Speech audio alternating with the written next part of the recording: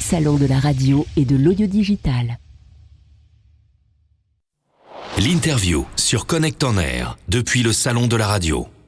On est de retour sur Connect On Air au Salon de la radio qui se déroule du 23 au 25 janvier avec 160 exposants, une centaine de conférences, un espace dédié exclusivement aux rencontres musicales et ciblées avec la participation qui s'appelle le Music Center Discovery dont je suis l'expert, avec la participation sur ces 3 jours de MMC, Music Media Publishing, avec Hervé Cocteau et Canitro Co avec Jean-Michel Canitro que vous avez eu déjà à ce micro, avec les Indés Radio, Mood Paris et Groover, French VIP et RFI Labo pour la journée d'aujourd'hui. Donc on va être ensemble pendant 1 heure et pendant cette heure on va échanger autour du rôle et de la perception de l'audio, les différentes innovations, du solide au liquide, de la forme au fond et essayer d'identifier les futures évolutions. Et surtout on va essayer de poser un bilan à ce dernier jour de radio. Pour ce faire je vais être accompagnée de différents invités qui vont ponctuer la demi-heure, dont Xavier Gilbert, responsable du RFI Labo, et Horus, artiste de la session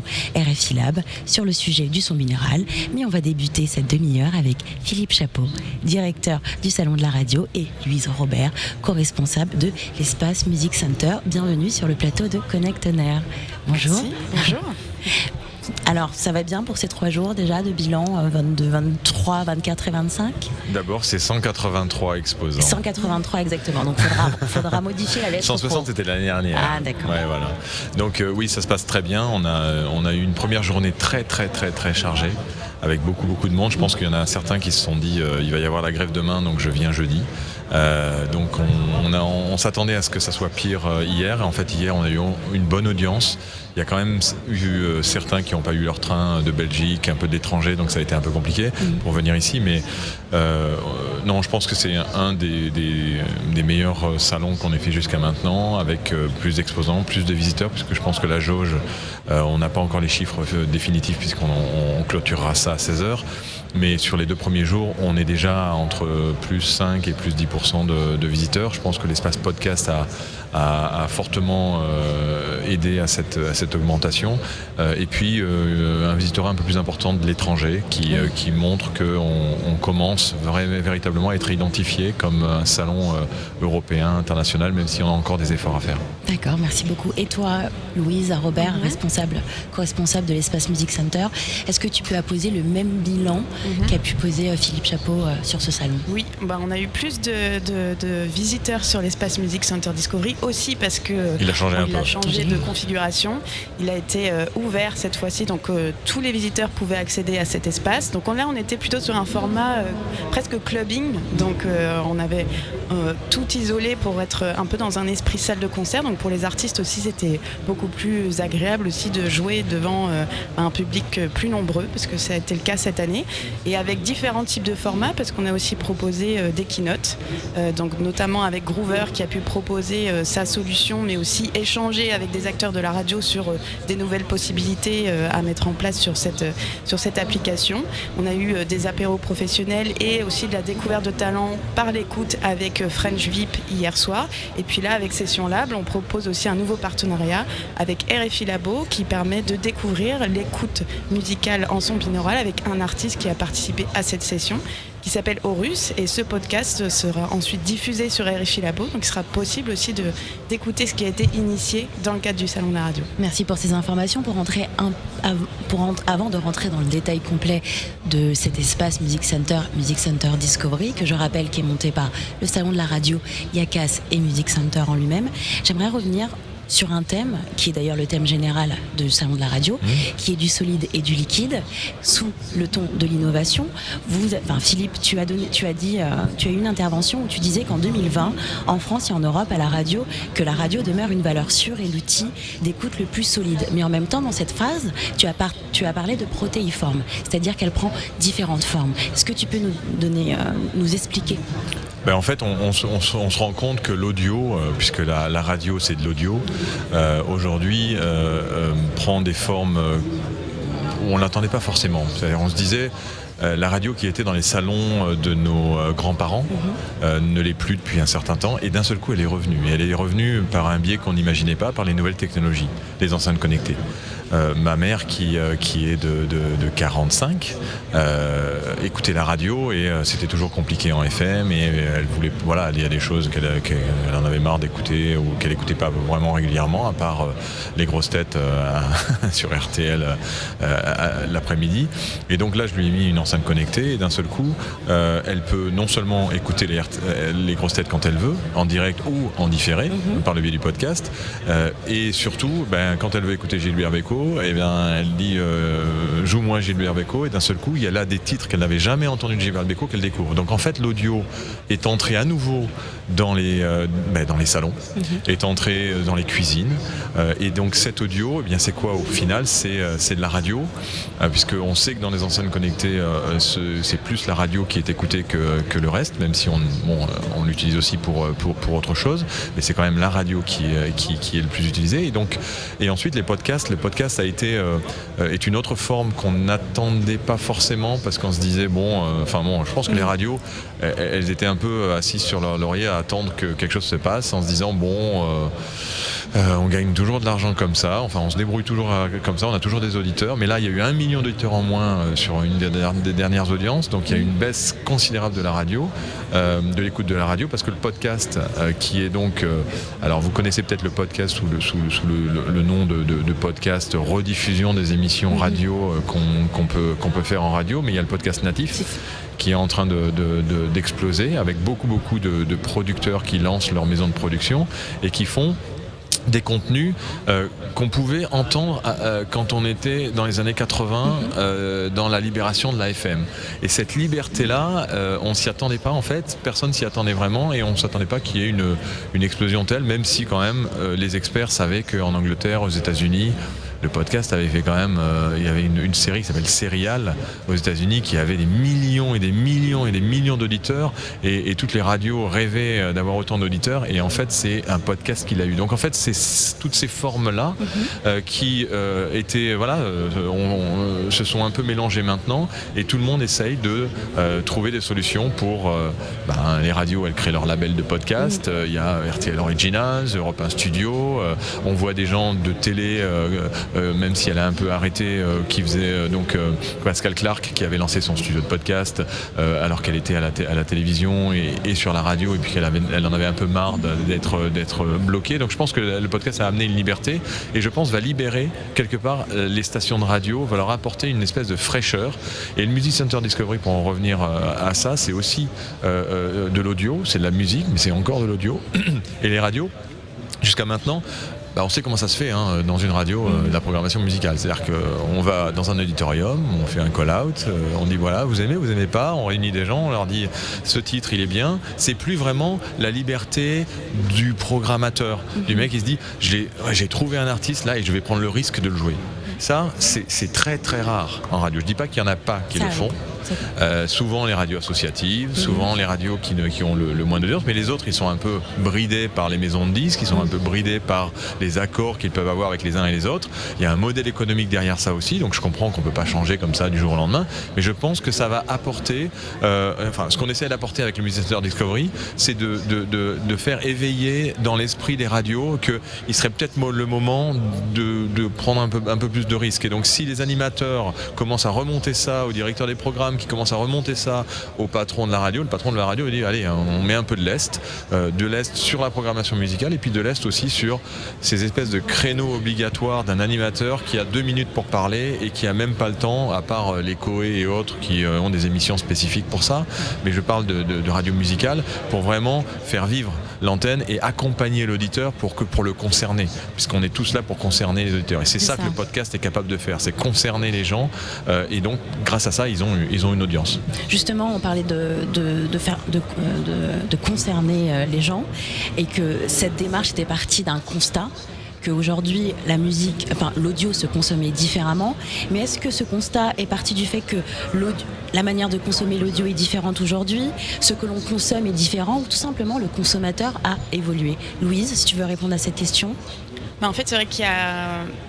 moi, pour la partie musicale, par exemple, un artiste aujourd'hui qui veut défendre son projet et qui propose un titre, c'est très difficile parce qu'il y a énormément de titres. Je ne sais plus, quelqu'un faisait une présentation, il y a 40 000 titres qui sortent comme ça par jour. Et donc de sortir du lot, c'est très compliqué. Donc voilà, il y a en fait suffisamment d'outils pour diffuser sa musique, mais c'est comment on attire l'attention justement du consommateur, de l'auditeur. Et donc ça, c'est aussi le travail, je pense, des programmateurs musicaux, de les accompagner et de faire découvrir des projets. C'est pour ça que le Music Center, on ramène aussi le contenu, et on va dire la radio sans musique, la musique sans radio, ça ne fait pas sens. Donc là, on reparle un peu de ce contenu-là qui est la musique, et de recréer aussi des coups de cœur chez les programmateurs musicaux, et qui aussi peuvent justement en parler, les faire découvrir aux auditeurs, et justement là, pour l'artiste, sortir du lot, là où aujourd'hui, justement, à travers les différents outils, on est visible partout, mais en même temps, c'est pas dit qu'on puisse être écouté à la fin. Moi, j'ai énormément d'artistes qui nous contactent depuis 2 ans maintenant, puisqu'on fait le Music Center Discovery, en disant comment on fait pour être sur une radio nationale. Et je leur dis, malheureusement, aujourd'hui, la mentalité, elle n'est pas encore de faire de la découverte pure. On va lancer un truc, ça va être la découverte native. Ça. Hein et ça pourrait être un peu le slogan pour l'année prochaine, c'est découvrir nativement, et puis en plus on n'aura pas le bis de Nantes l'année prochaine, donc on sera peut-être un peu plus tranquille, mais alors c'est bien que ça existe, je dis pas ça, mais c'est vrai que on aurait aimé avoir un peu plus de gens qui sont tous un peu au bis de Nantes.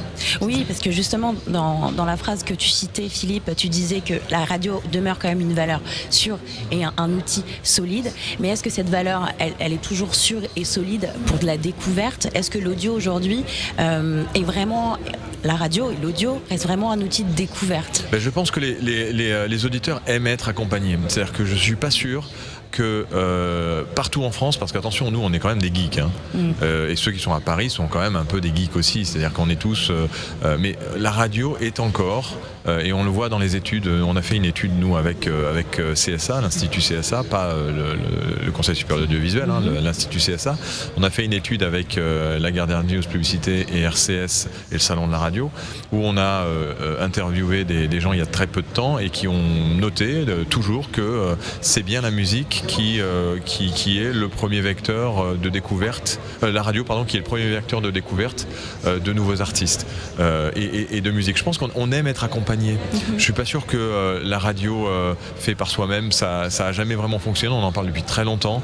Vous savez, on choisit les programmes. Non, en fait, on a envie de se faire bercer. Mais c'est vrai que si on se fait bercer par de la publicité, et si on se fait bercer par toujours les mêmes artistes, il y a un moment où on décroche. Et quand on décroche, on va ailleurs. Et quand on va ailleurs, maintenant, c'est très simple avec son téléphone portable. Et donc on va sur du Deezer, ou sur autre chose, sur les podcasts, sur du YouTube, et c'est ça qui est un danger pour l'industrie de la radio. Donc je pense que oui, on a encore beaucoup de public, de Madame Michu qui est chez elle et qui met la radio et qui dit « Ah tiens, je connaissais pas ce titre ». Mais on n'a pas tous ces passionnés, tous ces amateurs de musique qui, pour eux, le premier vecteur, c'est pas la radio. Donc la globalité de l'audience en France trouve qu'il y a encore de la découverte. Tous ceux qui sont un peu des spécialistes, des experts, ils passent pas par la radio en premier. C'est ça qu'il faudrait peut-être essayer de cibler, pour qu'en plus, derrière, le grand public se dise « Waouh, là, il y a encore une nouveauté, encore un truc ». Mais c'est vrai que, on sait qu'on travaille l'audience, et l'audience, ça marche avec... pour rentrer un titre dans la tête d'un auditeur, faut le jouer plusieurs fois dans la journée. Donc c'est un peu aussi cette méthodologie de marketing d'un titre qui est un peu contre-productif, mais qui permet d'avoir un modèle économique. Donc quelque part, la playlist serait peut-être le vrai danger à la radio qui fait découvrir de la musique, qui serait elle en FM ou en web. Oui, mais je pense qu'après il y a peut-être d'autres modèles à inventer. Je pense que le podcast musical peut aussi être quelque chose d'intéressant. Après il y a des problèmes de droit, il y a des problèmes qui sont pas encore réglés. L'industrie du podcast n'est pas encore. Voilà. En tout cas, ce qui est certain, c'est que le podcast n'en est qu'à ses débuts, et qu'il y a encore plein de choses à inventer. Et justement, c'est un territoire de liberté, et tout territoire de liberté, comme pouvait être un peu la web radio à l'époque, sauf que la web radio, on sait que pour faire une web radio radio, déjà pour faire une radio c'est pas simple, mais pour faire une web radio qui est à peu près la même chose qu'une radio, c'est-à-dire qu'il faut avoir des animateurs, il faut avoir des bénévoles, il faut avoir une programmation musicale, ça prend du temps, de l'énergie et de l'argent. Parce que c'est sur l'internet et que l'internet coûte de l'argent. Alors qu'une radio FM, on a les coûts une fois et après la diffusion, peu importe le nombre de personnes qui vous écoutent, ça coûte le même prix. Donc la radio FM serait plus pratique que la radio web. Alors déjà, elle est plus pratique et puis elle est anonyme et elle est gratuite. Et en plus, elle permet et aujourd'hui, on a une conférence sur Haïti et sur les problèmes qu'il y a eu en Haïti. C'est le média qui informe le plus vite en cas de crise ou de problème dans un pays. Si il y a un ouragan dans un pays, pour informer la population, la première chose qui peut être mise en place pour informer la population, c'est la radio. C'est la radio, oui. Mais c'est pas la radio par IP. Parce que la radio par IP, elle passe par les réseaux Internet. Et Internet, quand il y a un ouragan, c'est fini, c'est mort. Donc en fait, faut pas sous-estimer le côté colonne vertébrale du hertzien. Le hertzien, c'est l'opposé de l'IP. C'est-à-dire que ça passe par les airs et c'est quelque chose qui est gratuit, anonyme. C'est pas gratuit à mettre un émetteur, mais par contre à mettre en place un émetteur très rapidement pour qu'il y ait des récepteurs à manivelle simplement en tournant qui nous permettent d'écouter la radio, c'est ça qu'il ne faut pas oublier, parce si un jour en France on n'a plus d'internet, ce qui est à mon avis très compliqué, mais ça peut arriver, je vous assure que la FM, on sera très content de l'écouter. Justement, ou le DAB+. Ou du DAB+, oui, c'est DAB+. Justement, vous parliez de découverte native, que ce soit toi ou Louise, et surtout de moyens. Et aujourd'hui, le moyen pour mettre en exergue la musique qui sortirait de la découverte et de la radio, c'est l'espace Music Center. J'aimerais qu'on revienne un petit peu sur le programme de ces 3 jours, qui a été un programme assez chargé et rempli pour un espace dédié spécialement au Music Center. J'aimerais tout d'abord, avant de rentrer encore dans le programme, j'aimerais avoir ton avis sur la place qu'a la musique dans ce salon aujourd'hui, sur 3 jours. Est-ce que tu trouves, toi, en tant que co-responsable de l'espace Music Center dédié exclusivement à la musique, que la musique a vraiment un levier ou est vraiment un poids sur le sujet de l'audio et de la radio ? La musique, elle fait partie des contenus de toute façon qui sont proposés sur les radios et justement aussi toutes les plateformes de streaming. Donc c'est important, je pense, qu'elle ait sa place sur le salon, mais aussi qu'on transforme la façon dont on vient découvrir un projet, parce que on envoie un artiste qui va envoyer justement des centaines de mails non ciblés à des programmateurs, des directeurs d'antenne. Là aussi, je reviens à cette idée de comment on fait pour sortir du lot. On reçoit tellement de messages qu'on n'y prête pas attention. Là, on crée un espace de rencontre. C'est-à-dire qu'on est en one-to-one, notamment dans le cadre des meet-up qu'on organise le matin, qui sont souvent un rendez-vous très prisé des acteurs de la musique, que ce soit des labels, des éditeurs, des managers ou même des artistes, qui sont venus jeudi matin et vendredi matin rencontrer des acteurs de la radio comme Xavier Joly, qui est programmateur et directeur artistique musical sur Europe 1. On a eu également RFI avec Eric Français, qui est programmateur musical. Et donc là, ces rencontres en one-to-one, donc c'est sous forme de speed meeting. On a 10 minutes pour parler de son projet, d'artistes qu'on accompagne, qui ont une actualité forte. Certains justement font écouter des projets donc au casque, et là on peut avoir justement un coup de cœur musical ou pas. Les inviter sur les showcases, parce que certains de ces artistes sont ensuite programmés en showcase, donc là on a du live et donc aussi on peut créer de l'émotion, et ça je pense que c'est important de créer de l'émotion aussi sur un salon où on s'attend pas forcément à avoir cette petite surprise où on découvre un artiste et puis après on va rencontrer l'attaché de presse qui est en bas sur l'espace Music Center Lounge avec quelqu'un comme Cocteau et Music Media Consulting, où on va se dire c'est qui cet artiste, ça m'intéresse pour ma radio, et voilà, on se rencontre, on en parle, et donc je pense que c'est ça, c'est recréer la surprise, le coup de cœur, et ensuite ouvrir la possibilité à des artistes qui peinent un peu au départ à se faire écouter, de créer une histoire à long terme, mais on l'initie là sur le salon de la radio. Je pense que c'est un espace qui manquait en fait, et on en a parlé avec Ali Moub de Yacast, et c'est pour ça qu'on a créé cette marque qui appartient à Yacast. Music Center est une marque déposée de Yacast, et nous on s'appelle le Discovery pour aller au-delà du Music Center, c'est-à-dire qu'on fait un peu une sélection de nouveaux talents de ce Music Center, puisque l'objectif est bien sûr que tous ces talents-là soient sur Music Center à terme, qui est la plateforme, on le rappelle, de diffusion pour toutes les radios des nouveautés et des titres. qui peuvent télécharger avec toutes les informations de l'album, de tout ça. Donc ça c'est important. Et c'est vrai qu'il n'existait plus de lieux vraiment où on pouvait vraiment rencontrer les directeurs des programmes. Avant, certains directeurs des programmes allaient au Midem à Cannes. Il y avait un vrai déplacement qui se passait à Cannes. Aujourd'hui, il n'y a plus vraiment ces espaces-là. Il y a beaucoup d'événements sur la musique. Il y a donc les BIS bien sûr actuellement, mais il y en a un autre événement qui s'est passé il y a pas longtemps, fin 2019. Avec le MAMA. Mais le MAMA, les directeurs des programmes ne se sentent pas forcément concernés par le MAMA, et parce que c'est vraiment un peu comme on va dire, voilà, c'est un peu le marché pour les concerts et pour organiser les tournées, pas forcément pour la partie radio. Et étant donné qu'ils viennent ici et qu'on a des conventions des directeurs des programmes et qu'ils se rendent compte qu'il y a de plus en plus de contenu au salon de la radio, et bien le fait de faire cet événement-là motive les directeurs des programmes à rester un peu plus longtemps, à venir et à faire ces découvertes-là. Donc on prend une place un peu qui n'existe pas. Et sur le MAMA aussi, ça commence aussi à s'initier ces meet-up et ces rencontres avec justement des directeurs et des programmateurs d'antenne qui viennent sur le MAMA Festival, et je pense que c'est bien que les deux événements puissent créer ces temps-là où on ne s'attend pas forcément à trouver et de la radio et à l'inverse de la musique, et que pourquoi pas à long terme on collabore aussi ensemble et qu'on aille plus loin dans cette démarche-là en fait. Alors maintenant qu'on a parlé du fond, si on parlait de la forme, comment se construit, comment vous choisissez vos interlocuteurs ou les participants, les exposants, parce que c'est coupé en deux cette année. Avant, au premier étage sur la mezzanine, il y avait la partie showcase, et à côté des petits villages où on pouvait rencontrer différents exposants. Et là cette année, au-dessus, on a totalement laissé la place au showcase, et en bas c'était un village spécifique et dédié totalement aux exposants. Comment les exposants sont choisis, ou comment les exposants viennent à vous pour pouvoir disposer de cet espace Music Center Discovery? Mais en fait, il y a un appel qui est fait justement sur ce nouvel espace qui a été mis en place. Il y avait justement des acteurs comme Cocteau et Canitro qui ont déjà été présents l'année dernière et qui sont revenus parce que justement, ça fait sens pour eux aussi de présenter des artistes dans ce cadre-là et de rencontrer les acteurs de la radio. Il n'y a pas forcément de choix, c'est-à-dire qu'il y a cet espace qui est disponible, donc là, au même titre qu'un exposant, on réserve son emplacement. Dans le cadre là de Music Center Discovery, il y a une offre qui est proposée, c'est-à-dire de proposer un artiste en showcase. Donc si on a un lounge XL, on peut proposer 2 à 4 showcases. Et là par exemple pour Groover, ils avaient un espace au sein justement du village Liquid Audio avec une table, et donc là ils ont proposé une keynote. Donc il y a des formats qui diffèrent en fonction des acteurs et de leurs besoins. Et nous, en fait, aussi avec l'équipe du Music Center Discovery, donc il y a Carla Legendre qui avait initié l'action l'année dernière, et puis Jean-Michel Journet aussi qui a rejoint l'équipe cette année.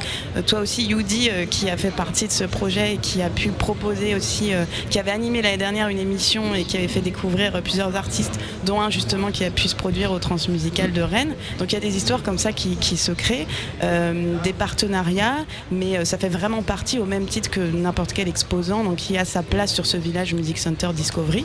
Et puis là c'est vrai qu'à par exemple pour RFI Labo, on s'est dit le samedi, est-ce qu'on peut imaginer quelque chose autour de l'écoute musicale qui serait aussi un peu différente, parce que ça fait sens, ça peut faire lien aussi avec l'espace podcast qui a été mis en place cette année.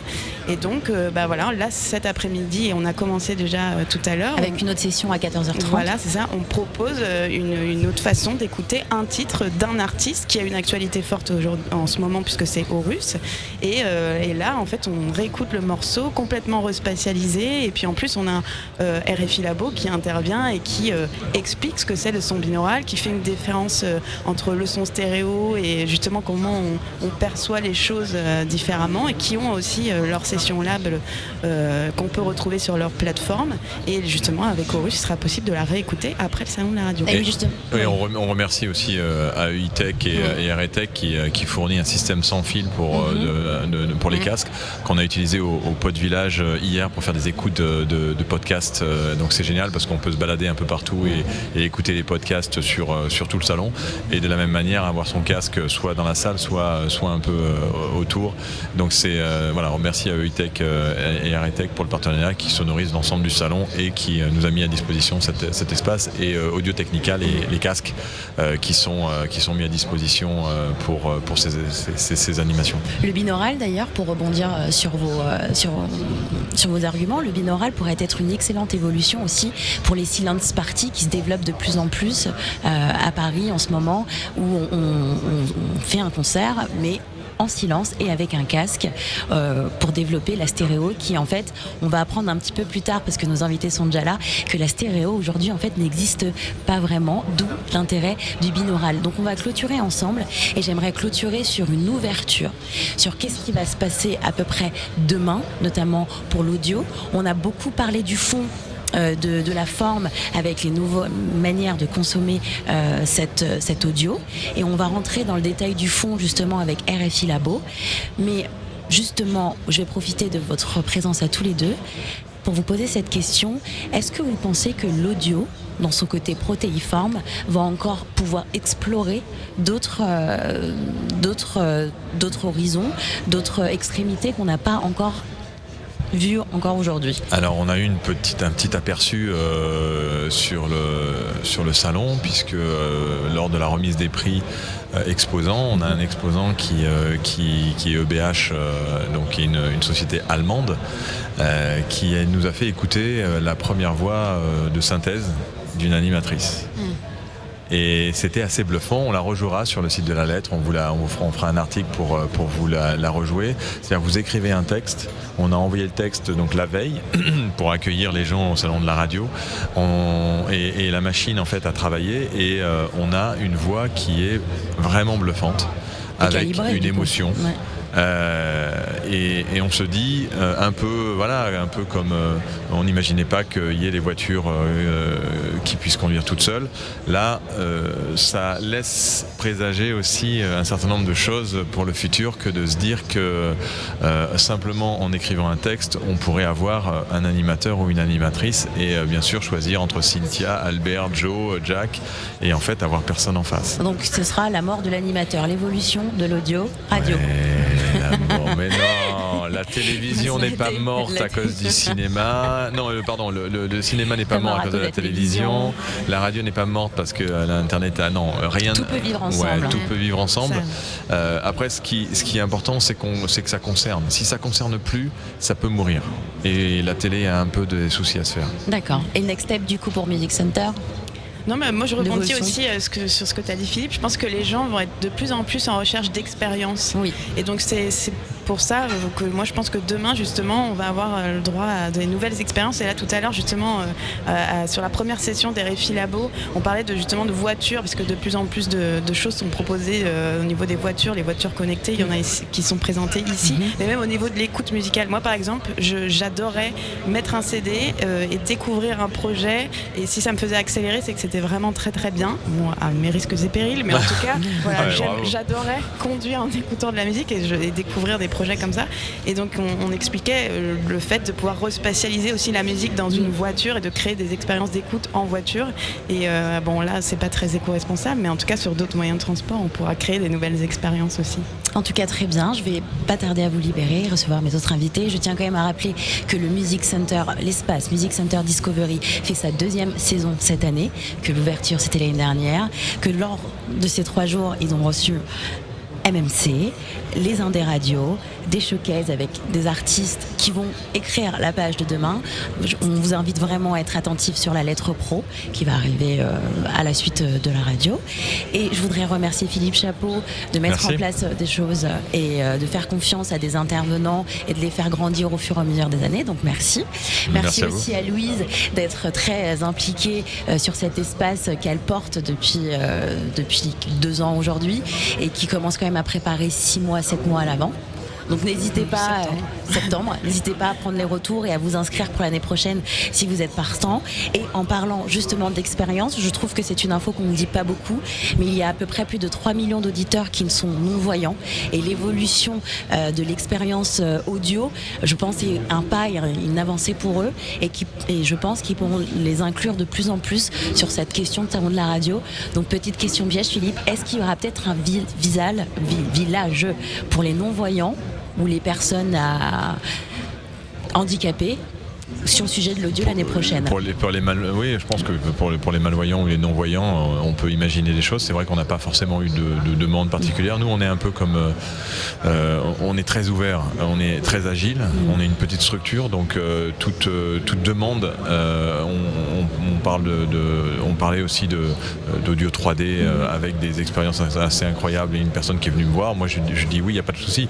Après, on est sur un salon de la radio qui a des coûts incompressible et qui fait que on peut pas accueillir de tout et de manière ouverte et gratuite et libre. Il faut obligatoirement qu'il y ait un modèle derrière économique, mais si on peut par exemple sur des sessions, des conférences parler de ces problématiques-là, essayer de peut-être accompagner ou aider ou trouver des solutions pour avancer sur les problématiques, oui, on est là pour ça. Donc on peut mettre tout à fait un nombre de sessions l'année prochaine sur ces questions-là qu'on n'a jamais abordées, il faut le dire.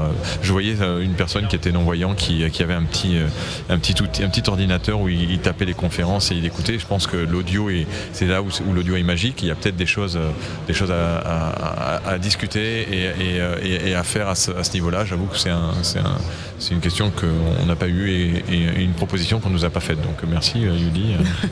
Et si tu connais des gens qui veulent nous aider à faire des choses, on est partant. Le rendez-vous est pris, l'appel est fait. Merci beaucoup.